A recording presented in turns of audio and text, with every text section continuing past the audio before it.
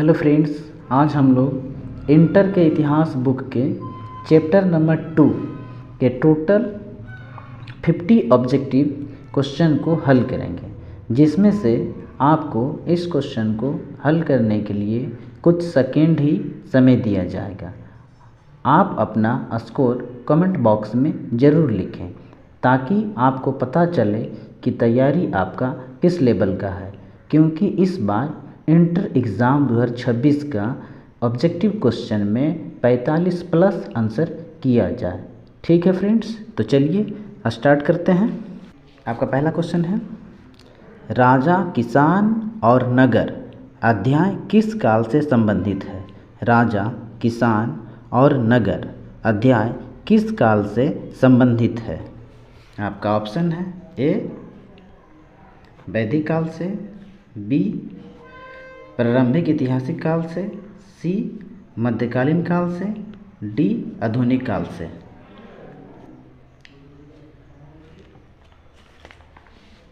आपका सही जवाब होगा ऑप्शन नंबर बी, प्रारंभिक ऐतिहासिक काल से। नेक्स्ट क्वेश्चन में बढ़ेंगे। क्वेश्चन नंबर 2, किस ग्रंथ में जनपद शब्द का उल्लेख है? किस ग्रंथ में जनपद शब्द का उल्लेख है? आपका ऑप्शन है ए वेद में, बी रामायण में, सी महाभारत में, डी पाणिनि की अष्टाध्यायी में। आपका सही जवाब होगा ऑप्शन नंबर डी, पाणिनि के अष्टाध्यायी में।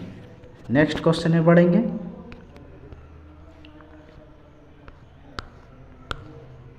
क्वेश्चन नंबर 3, महाजन पद कितने माने जाते हैं? महाजन पद कितने माने जाते हैं? आपके पास ऑप्शन है ए 8, बी 12, सी 16, डी 20। आपका सही जवाब होगा ऑप्शन नंबर सी, 16 महाजन पद। नेक्स्ट क्वेश्चन में बढ़ेंगे। क्वेश्चन नंबर 4, किस महाजनपद की राजधानी कौशाम्बी थी? किस महाजनपद की राजधानी कौशाम्बी थी? आपका ऑप्शन है ए मगध की, बी वत्स की, सी अवंती की, डी कुरु की। आपका सही जवाब होगा ऑप्शन नंबर बी, वत्स की। नेक्स्ट क्वेश्चन में बढ़ेंगे। क्वेश्चन नंबर 5, राजगृह किस महाजन की राजधानी थी? राजगृह किस महाजन की राजधानी थी? आपके पास ऑप्शन है ए वज्जी की, बी मगध की, सी वत्स की, डी गांधार की। आपका सही आंसर होगा ऑप्शन नंबर बी, मगध की। नेक्स्ट क्वेश्चन में बढ़ेंगे। क्वेश्चन नंबर 6, किस महाजनपद की राजधानी उज्जैन थी? आपका ऑप्शन है ए गांधार की, बी अवंती की, सी वज्जी की, डी वत्स की। आपका सही जवाब होगा ऑप्शन नंबर बी, अवंती की। नेक्स्ट क्वेश्चन में बढ़ेंगे।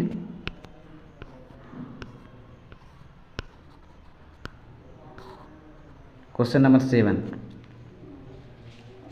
बौद्ध साहित्य में गणराज्य को किस नाम से संबोधित किया गया है? बौद्ध साहित्य में गणराज्य को किस नाम से संबोधित किया गया है? आपके पास ऑप्शन है ये संघ, बी राज्य, सी जनपद, डी ग्राम। आपका सही जवाब होगा ऑप्शन नंबर ए, संघ। नेक्स्ट क्वेश्चन में बढ़ेंगे। क्वेश्चन नंबर 8, बौद्ध ग्रंथ अंगुत्तर निकाय में कितने महाजनपदों का उल्लेख है? बौद्ध ग्रंथ अंगुत्तर निकाय में कितने महाजनपदों का उल्लेख है? आपके पास ऑप्शन है ए 12, बी 14, सी 16, डी 18। आपका सही जवाब होगा option number C, 16। Next question में बढ़ेंगे। क्वेश्चन नंबर 9, किस महाजनपद की राजधानी तक्षशिला थी? किस महाजनपद की राजधानी तक्षशिला थी? आपके पास ऑप्शन है ए वज्जी की, बी गंधार की, सी वत्स्य की, डी मगध की। आपका सही जवाब होगा ऑप्शन नंबर बी गंधार की। नेक्स्ट क्वेश्चन में बढ़ेंगे। क्वेश्चन नंबर 10, सबसे शक्तिशाली महाजनपद कौन सा था? सबसे शक्तिशाली महाजनपद कौन सा था? आपके पास ऑप्शन है A Kaushal, B Magadh, C Vajji, D Vatsya. आपका सही जवाब होगा option number B Magadh. Next question में बढ़ेंगे। क्वेश्चन नंबर 11, मौर्य साम्राज्य की स्थापना किसने की? मौर्य साम्राज्य की स्थापना किसने की? आपके पास ऑप्शन है ए बिंबिसार ने, बी अजातशत्रु ने, सी चंद्रगुप्त मौर्य ने, डी अशोक ने।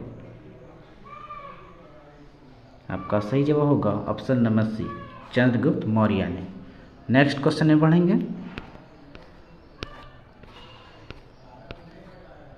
क्वेश्चन नंबर 12, अर्थशास्त्र किसके द्वारा लिखा गया था? अर्थशास्त्र किसके द्वारा लिखा गया था? आपके पास ऑप्शन है ए कौटिल्य यानी चाणक्य के द्वारा, बी अश्वघोष के द्वारा, सी पाणिनि के द्वारा, डी पतंजलि के द्वारा। आपका सही जवाब होगा ऑप्शन नंबर ए कौटिल्य यानी कि चाणक्य के द्वारा। नेक्स्ट क्वेश्चन में बढ़ेंगे। क्वेश्चन नंबर 13, अशोक के शिलालेख किस भाषा और लिपि में अधिकतर लिखे गए हैं? अशोक के शिलालेख किस भाषा और लिपि में अधिकतर लिखे गए हैं? आपके पास ऑप्शन है ए संस्कृत देवनागरी, बी प्राकृत ब्राह्मी, सी प्राकृत खरोष्टी, डी संस्कृत ब्राह्मी। आपका सही जवाब होगा ऑप्शन नंबर बी प्राकृत ब्राह्मी। नेक्स्ट क्वेश्चन में बढ़ेंगे। क्वेश्चन नंबर 14, अशोक का धर्म किस पर आधारित था? अशोक का धर्म किस पर आधारित था? आपका ऑप्शन है ए वेद पर, बी बौद्ध धर्म पर, सी जैन धर्म पर, डी उपनिषद पर। आपका सही जवाब होगा ऑप्शन नंबर बी बौद्ध धर्म पर। नेक्स्ट क्वेश्चन में बढ़ेंगे। क्वेश्चन नंबर 15, किस नगर को पूर्व का एथेंस कहा जाता था? किस नगर को पूर्व का एथेंस कहा जाता था? आपके पास ऑप्शन है ए पाटलिपुत्र को, बी तक्षशिला को, सी वैशाली को, डी उज्जैन को। आपका सही जवाब होगा ऑप्शन नंबर बी तक्षशिला को। नेक्स्ट क्वेश्चन में बढ़ेंगे। क्वेश्चन नंबर 16, इंडिका ग्रंथ किसने लिखा था? इंडिका ग्रंथ किसने लिखा था? आपके पास ऑप्शन है ए मेगास्थनीज ने, बी फायान ने, सी हैंसोग ने, डी अल्बरूनी ने। आपका सही जवाब होगा ऑप्शन नंबर ए मेगास्थनीज ने। नेक्स्ट क्वेश्चन में बढ़ेंगे।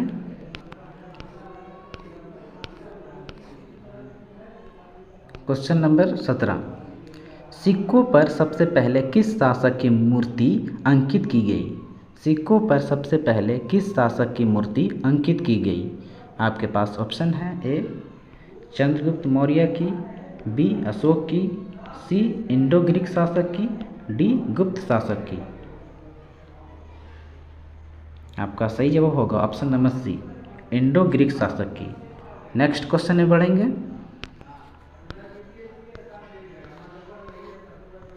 क्वेश्चन नंबर 18, मौर्य साम्राज्य की राजधानी थी। मौर्य साम्राज्य की राजधानी थी।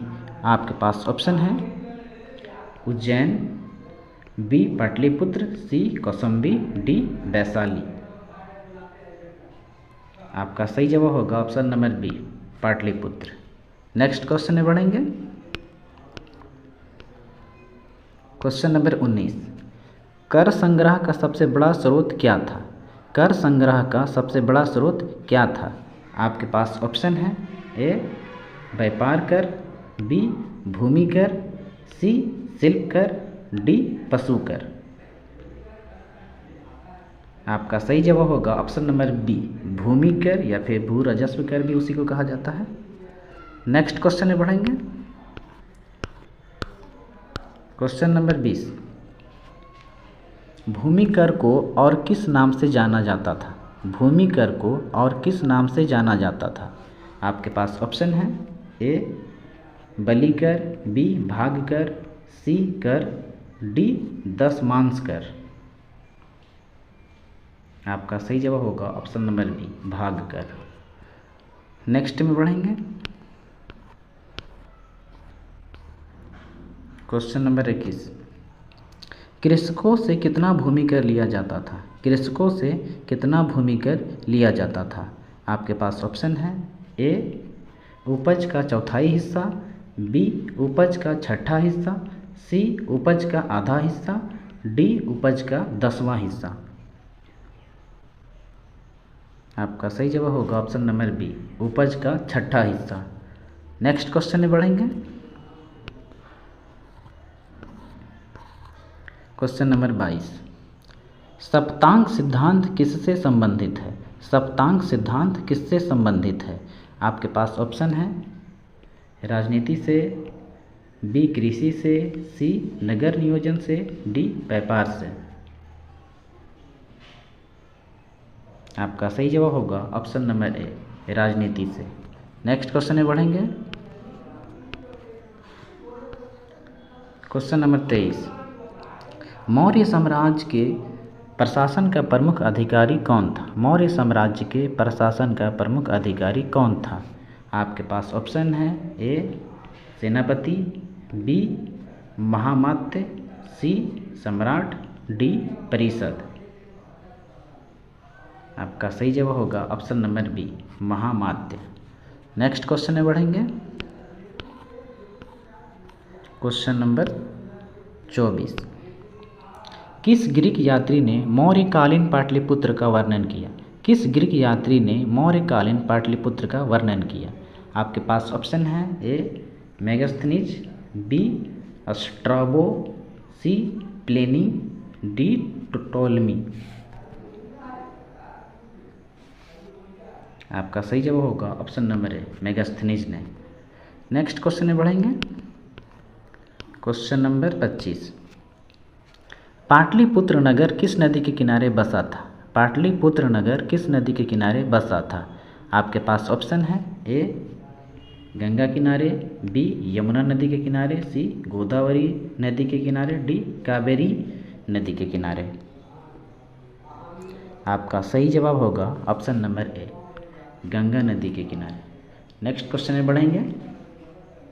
क्वेश्चन नंबर 26, गिल्ड का संबंध किससे है?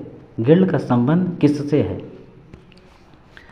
आपका ऑप्शन है, ए सैनिक दल से, बी व्यापारी संघ से, सी कृषक दल से, डी पुजारी संघ से। आपका सही जवाब होगा ऑप्शन नंबर बी, व्यापारी संघ से। नेक्स्ट क्वेश्चन में बढ़ेंगे।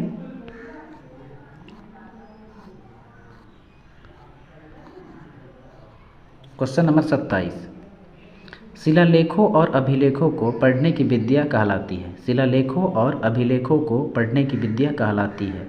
आपके पास ऑप्शन है, ए मुद्रा शास्त्र, बी अभिलेख विद्या जिसको एपिग्राफी भी कहा जाता है, सी पुरातत्व शास्त्र, डी भूगोल। आपका सही जवाब होगा ऑप्शन नंबर बी, अभिलेख विद्या यानी एपिग्राफी। नेक्स्ट क्वेश्चन में बढ़ेंगे। क्वेश्चन नंबर 28, अशोक ने किस युद्ध के बाद धम्म नीति अपनाई? अशोक ने किस युद्ध के बाद धम्म नीति अपनाई? आपके पास ऑप्शन है, ए मगध युद्ध, बी कौशाम्बी युद्ध, सी कलिंग युद्ध, डी तक्षशिला युद्ध। आपका सही जवाब होगा ऑप्शन नंबर सी, कलिंग युद्ध। नेक्स्ट क्वेश्चन में बढ़ेंगे। क्वेश्चन नंबर 29, शुंग वंश की स्थापना किसने की? शुंग वंश की स्थापना किसने की? आपके पास ऑप्शन है, ए पुष्यमित्र शुंग, बी अग्निमित्र, सी वसुमित्र, डी देवभूति। आपका सही जवाब होगा option number A, Pushyamitra Shunga. Next question में बढ़ेंगे। क्वेश्चन नंबर 30, गुप्त वंश की स्थापना किसने की? गुप्त वंश की स्थापना किसने की? आपके पास ऑप्शन है, ए चंद्रगुप्त मौर्य ने, बी अशोक ने, सी श्रीगुप्त ने, डी समुद्रगुप्त ने। आपका सही जवाब होगा ऑप्शन नंबर सी, श्रीगुप्त ने। नेक्स्ट क्वेश्चन में बढ़ेंगे।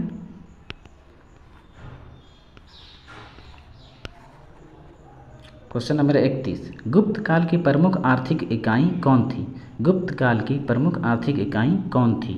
आपके पास ऑप्शन है, ए ग्राम, बी नगर, सी जनपद, डी प्रांत। आपका सही जवाब होगा option number A, gram. Next question में बढ़ेंगे। क्वेश्चन नंबर 32, गुप्त काल में सिक्के किस धातु के बने होते थे? गुप्त काल में सिक्के किस धातु के बने होते थे? आपके पास ऑप्शन है, ए सोना का, बी तांबा का, सी चांदी का, डी सभी का। आपका सही जवाब होगा ऑप्शन नंबर डी, सभी का। नेक्स्ट क्वेश्चन में बढ़ेंगे। क्वेश्चन नंबर 33, अशोक के शिलालेख किस माध्यम पर लिखे गए थे? अशोक के शिलालेख किस माध्यम पर लिखे गए थे? आपके पास ऑप्शन है, ए ताड़पत्र पर, तांबे की पट्टिकाएं पर, सी पत्थर और चट्टान पर, डी कागज पर। आपका सही जवाब होगा ऑप्शन नंबर सी, पत्थर और चट्टान पर। नेक्स्ट क्वेश्चन में बढ़ेंगे। क्वेश्चन नंबर 34, किस काल को भारतीय इतिहास का सुवर्ण युग कहा जाता है? किस काल को भारतीय इतिहास का सुवर्ण युग कहा जाता है? आपके पास ऑप्शन है, ए मौर्य काल को, बी गुप्त काल को, सी शुंग काल को, डी सातवाहन काल को। आपका सही जवाब होगा ऑप्शन नंबर बी, गुप्त काल को। नेक्स्ट क्वेश्चन में बढ़ेंगे। क्वेश्चन नंबर 35, अशोक का रानी का शिलालेख कहाँ मिला है? अशोक का रानी का शिलालेख कहाँ मिला है? आपके पास ऑप्शन है, ए कौसंबी में, बी सांची में, सी सहगौरा में, डी पालन में। आपका सही जवाब होगा ऑप्शन नंबर ए, कौसंबी में। नेक्स्ट क्वेश्चन में बढ़ेंगे। क्वेश्चन नंबर 36, देवनाम प्रिय और प्रियदर्शी किसके उपाधि थे? देवनाम प्रिय और प्रियदर्शी किसके उपाधि थे? आपके पास ऑप्शन है, ए बिम्बिसार का, सी अजातशत्रु का, बी अजातशत्रु का, सी अशोक का, डी समुद्रगुप्त का। आपका सही जवाब होगा ऑप्शन नंबर सी, अशोक का। नेक्स्ट क्वेश्चन में बढ़ेंगे।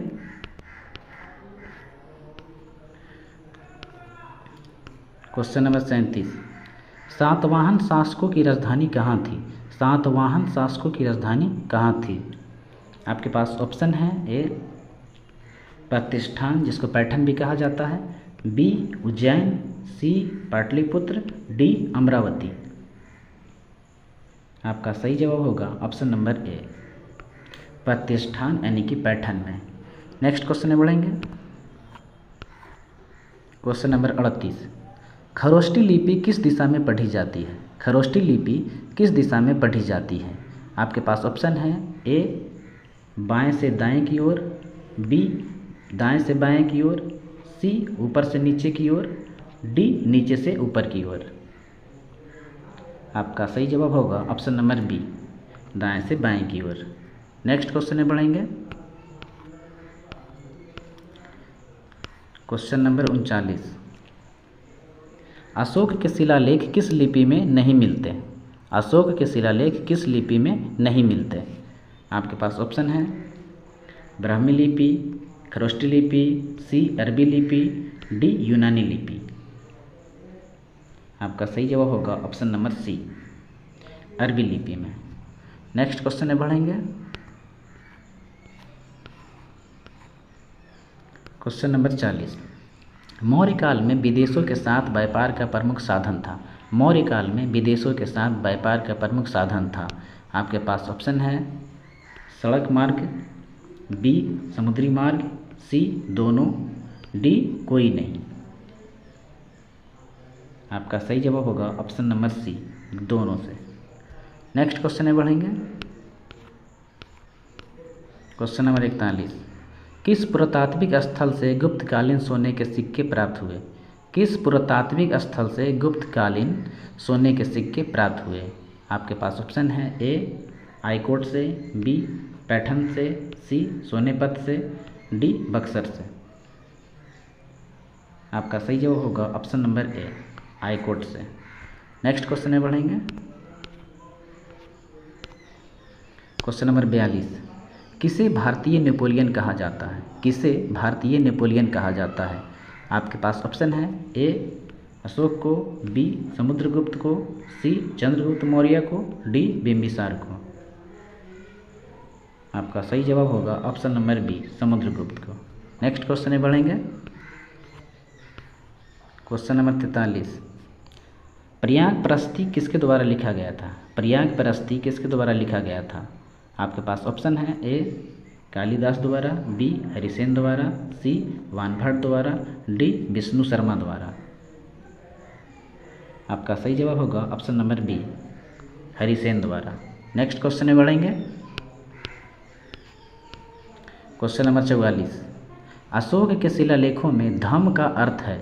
अशोक के शिलालेखों में धम्म का अर्थ है? आपके पास ऑप्शन है धार्मिक युद्ध, बी नैतिक नियम, सी कर व्यवस्था, डी कृषि नीति। आपका सही जवाब होगा ऑप्शन नंबर बी नैतिक नियम। नेक्स्ट क्वेश्चन में बढ़ेंगे। क्वेश्चन नंबर 45, कलिंग युद्ध किस वर्ष हुआ था? कलिंग युद्ध किस वर्ष हुआ था? आपके पास ऑप्शन है ए 321 ईसा पूर्व, बी 273 ईसा पूर्व, सी 261 ईसा पूर्व, डी 250 ईसा पूर्व। आपका सही जवाब होगा ऑप्शन नंबर सी 261 ईसा पूर्व। नेक्स्ट क्वेश्चन में बढ़ेंगे। क्वेश्चन नंबर 46, सप्तांग सिद्धांत किस ग्रंथ में मिलता है? सप्तांग सिद्धांत किस ग्रंथ में मिलता है?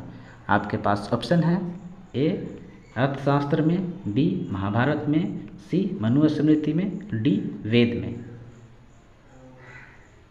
आपका सही जवाब होगा ऑप्शन नंबर ए अर्थशास्त्र में। नेक्स्ट क्वेश्चन में बढ़ेंगे।